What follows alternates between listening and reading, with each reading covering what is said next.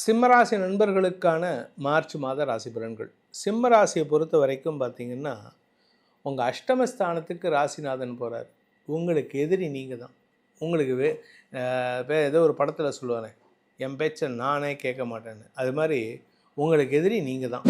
இந்த ராசியில் பிறந்த உத்தியோகஸ்தர்கள், அதாவது சிம்ம ராசியில் பிறந்த உத்தியோகஸ்தர்கள் வேலையில் இருக்கிறதே பெரிய விஷயம். நீங்கள் போயிட்டு உங்கள் மேனேஜ்மெண்ட்டில் போய் கேள்வி கேட்டிங்கன்னா, சில பேர் என்ன பண்ணுறாங்கன்னா, மேனேஜ்மெண்ட்டை கேள்வி கேட்குறதா நினச்சிக்கிட்டு அவங்க பண்ணுற தப்பெல்லாம் மேனேஜ்மெண்ட் பண்ணுற தப்பை இப்போ வெளிப்படுத்துகிறேன்னு சொல்லிட்டு கோர்ட்டில் கேஸ் போடுறது, இல்லை சண்டை போடுறது. அஷ்டமாதிபதி வக்கரமாகிறதுனால சில எதிரிகள், மறைமுக எதிரிகளால் உங்களுடைய லாபம் தடுக்கப்படுகின்றது. உங்களுக்கு லாபம் அக்கௌண்ட்டில் இருக்குது சார், ஆனால் அதை எடுக்க முடியல. அதுக்கு காரணம் என்ன? இந்த தடங்கள் தான். இதில் இன்னொரு விஷயம் என்னென்னா, அவங்களுடைய தொழில் ரீதியான முயற்சிகளில் அரசாங்க மூலமான தடைகள் ஏற்படுகின்ற சூழ்நிலை. அரசாங்கம் ஏதாவது ஒரு பாலிசி கொண்டு வராங்கன்னா அதுக்கு அகெயின்ஸ்டாக உங்களுடைய பிஸ்னஸ் இருக்குன்னு. அதே மாதிரி நிலம் சார்ந்த தொழில் செய்பவர்களுக்கு முதலீடுகள் செய்வதற்கான சூழ்நிலை இருக்குது. வீட்டில் முதலீடு பண்ணலாம், உங்கள் ஆரோக்கியம் சம்மந்தமாக முதலீடு பண்ணலாம். குடும்பத் தலைவிகள் உங்களுடைய ஆரோக்கிய விஷயத்துக்கு கொஞ்சம் கவனம் பாருங்கள். உங்கள் வாழ்க்கை துணை சம்பந்தமாக இருந்த கவலைகள் விலகும். வாழ்க்கை துணையுடைய ஆரோக்கியத்தில் பிரச்சனை இருந்ததா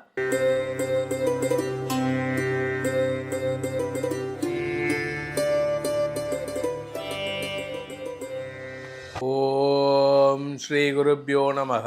ஹரிஹி ஓம். ஜெய் புவனேஸ்வரி. அனைத்து ஜோதிடர் யுகம் நேயர்களுக்கும் உங்கள் வேத ஜோதிடர் பிரகாஷ் நரசிம்மனின் அன்பான வணக்கங்கள். மார்ச் மாத ராசி பலன்கள். இந்த மாதாந்திர ராசி பலன்கள் அனைத்தும் பொது பலன்கள் மட்டுமே. திருக்கணித பஞ்சாங்கம் முறைப்படி கணிக்கப்படுகின்ற இந்த பலன்கள் உங்களுக்கு சாதகமாகவோ பாதகமாகவோ நடந்திட உங்களுடைய ஜனனகால ஜாதகம் மற்றும் தசாபக்திகள் துணை நிற்க வேண்டும். இந்த மாதத்தினுடைய கிரக நிலவரம் எப்படின்னு இருக்க போகுதுன்னு பார்க்க போகிறோம். இந்த மாதம் ஆரம்பத்தில் பார்த்தீங்கன்னா குரு பகவான் மிதுன ராசியில் வக்ரகதியில் இருக்கார். சந்திரன் தன்னுடைய சொந்த வீடான ஆட்சி வீடான கடக ராசியில் தன் பயணத்தை துவக்கிறாரு. மாதம் 1ஆம் தேதி அன்றைக்கி, மார்ச் மாதம் 1ஆம் தேதி அன்றைக்கி கடகராசியில் இருக்கார். சிம்ம ராசியில் கேது இருக்கார். கும்பராசியில் சூரியன், புதன், சுக்கிரன், செவ்வாய், ராகு ஆகிய 5 கிரக சேர்க்கை. இந்த 5 கிரகங்களுக்கும் குருவின் பார்வை இருக்குது. மீன ராசியில் சனி பகவான் சஞ்சாரம் பண்ணுறார். இதுதான் இந்த மாதத்தில் இருக்கக்கூடிய ஆரம்ப நாள் கிரக நிலவரம். இந்த மாதத்தில் வரக்கூடிய கிரக பயிற்சிகள் என்னென்ன மாற்றங்கள் வரும்ல. இப்போது ஆரம்பத்தில் ஒரு இடத்துல இருக்குன்னா அதுக்கப்புறம் சந்திரன் ஒரு நாளைக்கு ஒரு தடவை, 2 நாளைக்கு ஒரு தடவை, 2.25 நாளைக்கு ஒரு தடவை மாறிட்டே இருப்பார். அது மாதிரி மற்ற கிரகங்கள் மெயின் கிரக பயிற்சி சந்திரனை நம்ம பார்க்க வேண்டாம். மெயின் கிரக பயிற்சி, பெரிய கிரகங்களின் பயிற்சி, அதாவது நமக்கு தாக்கத்தை ஏற்படுத்துகின்ற கிரகங்களுடைய பயிற்சி அப்படின்னு பார்த்தீங்கன்னா, சுக்கிரன் மார்ச் 1ஆம் தேதி அன்றைக்கே கும்பராசிலிருந்து தன்னுடைய உச்சஸ்தானமான மீனராசிக்குள்ளே பிரவேசமாகிறார். அதே சமயம் சூரியன், அதாவது சூரியன் 11ஆம் இடத்துல காலபுருஷ தத்துவமான மேஷ லக்னத்துக்கு 11ஆம் இடத்துல இருக்கார். இப்போது மார்ச் 14ஆம் தேதி அன்னைக்கு மீனராசிக்குள்ளே பிரவேசமாகிறாரு. பங்குனி மாத பிறப்பு. அடுத்தது பார்த்திங்கன்னா சுக்கிரன் 25ஆம் தேதி அன்னைக்கு தன்னுடைய உச்சஸ்தானமான மீனராசியிலிருந்து பயிற்சியாகி மேஷ ராசிக்குள்ளே பிரவேசமாகிறார். இதுதான் இந்த மாதத்தில் வரக்கூடிய முக்கியமான கிரக பயிற்சிகள். இந்த மாதத்தில் வரக்கூடிய முக்கியமான நாட்கள் பௌர்ணமி அன்னைக்கு அப்படின்னு பார்த்தீங்கன்னா மாசி பௌர்ணமி மார்ச் 3ஆம் தேதி அன்னைக்கு. அதுக்கு முந்தின நாள் மார்ச் 2ஆம் தேதி மாசி மகம். 12 வருடங்களுக்கு ஒரு தடவை வரக்கூடிய மாசி மகம். கும்பகோணத்தில் மகாமகம் அப்படின்னு கொண்டாடுவாங்க.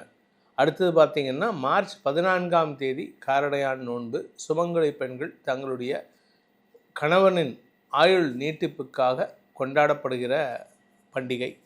அடுத்தது பார்த்திங்கன்னா மார்ச் 18ஆம் தேதி பங்குனி மாதத்தில் வரக்கூடிய அமாவாசை. இதுதான் இந்த மாதத்தில் வரக்கூடிய விசேஷமான நாட்கள். மார்ச் 26ஆம் தேதி ஸ்ரீராம நவமி, ராமருடைய பிறந்த நாள். இது பாரத தேசம் முழுவதும் விசேஷமாக கொண்டாடப்படுகின்றது. இந்த மாதம் உங்களுடைய ராசிக்கு எப்படி இருக்குன்னு இனி வரக்கூடிய எபிசோட்ஸில் பார்க்க போகிறோம். சிம்மராசி நண்பர்களுக்கான மார்ச் மாத ராசி பலன்கள். சிம்ம ராசியை பொறுத்த வரைக்கும் பார்த்திங்கன்னா, உங்கள் அஷ்டமஸ்தானத்துக்கு ராசிநாதன் போகிறார். உங்களுக்கு எதிரி நீங்கள் தான்.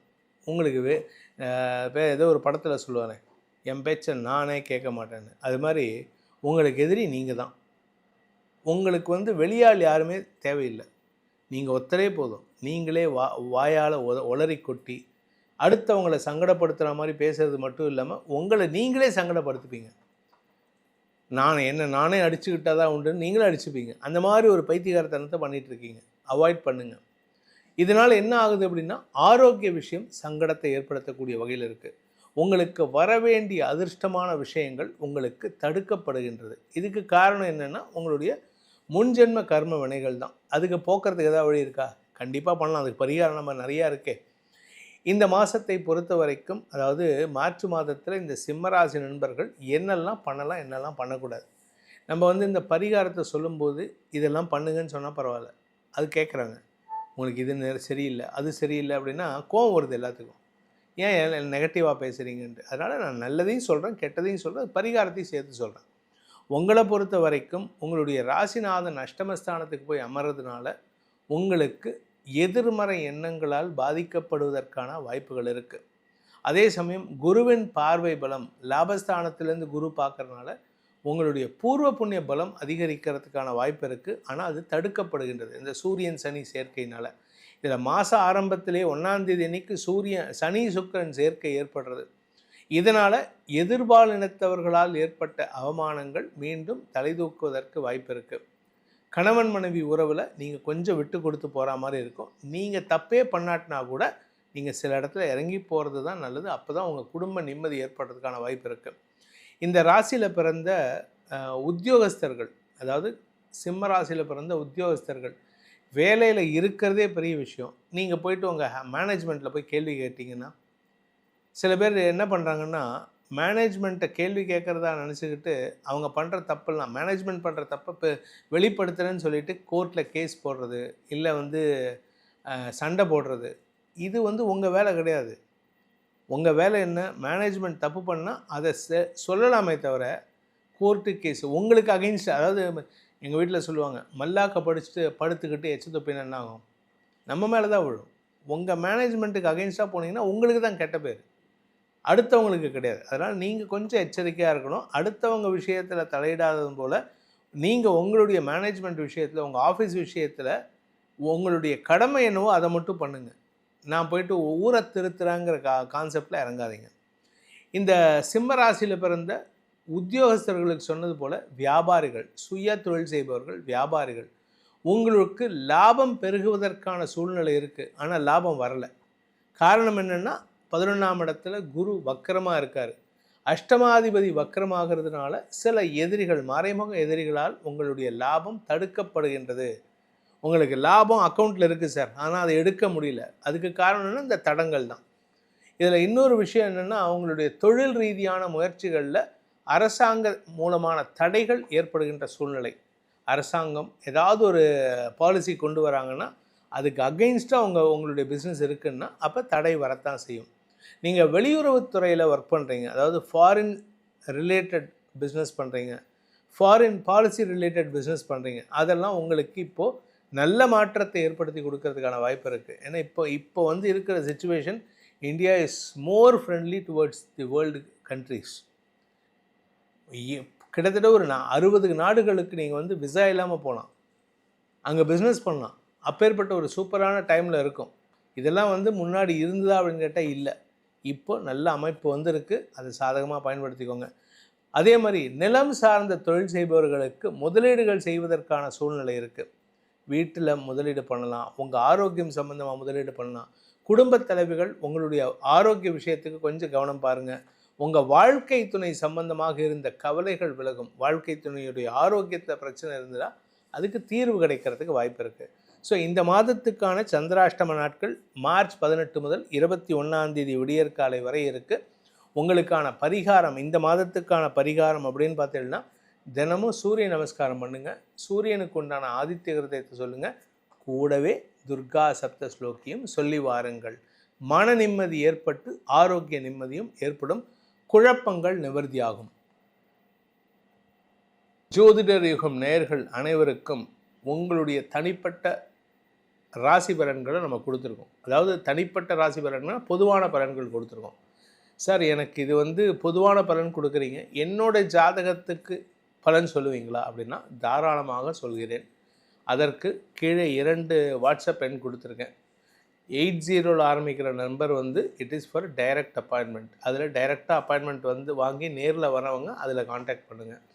இந்த இன்னொரு நம்பர் 72ன்னு ஆரம்பித்து 98ல் முடிகிற நம்பர், அது வந்து வாட்ஸ்அப் கன்சல்டேஷனுக்காகவே உள்ள நம்பர். அதில் உங்களுடைய பிறந்த விவரங்களை அனுப்ப வேண்டும். எனக்கு உங்கள் ஜாதகம் தேவையில்லை. ஏன்னா நீங்கள் வச்சுருக்கிறது வாக்கிய பஞ்சாங்க பிரகாரம் இருக்கிற ஜாதகம். நான் கணிக்கிறது வந்து திருக்கணித பஞ்சாங்க பிரகாரம். அதனால் உங்களுடைய பிறந்த விவரங்களை அனுப்பி அதற்கு ஜாதகத்தை கணித்து அதற்கு தான் நான் பலன் சொல்லுவேன். இதற்கு கட்டணம் உண்டு. இதன் மூலமாக உங்களுடைய எதிர்காலம் சீரும் சிறப்புமாக இருக்க வேண்டும். வரக்கூடிய பராபவ வருடம் உங்களுக்கு அமோகமான பலன்களை வழங்க வேண்டும் என்னும் அடியேனின் பிரார்த்தனையை சமர்ப்பித்து உங்கள் அனைவருக்கும் நல்வாழ்த்துக்களை தெரிவித்துக் கொண்டு உங்களிடமிருந்து விடைபெறுவது உங்கள் வேத ஜோதிடர் பிரகாஷ் நரசிம்மனின் அன்பான வணக்கங்களுடன். நன்றி, வணக்கம்.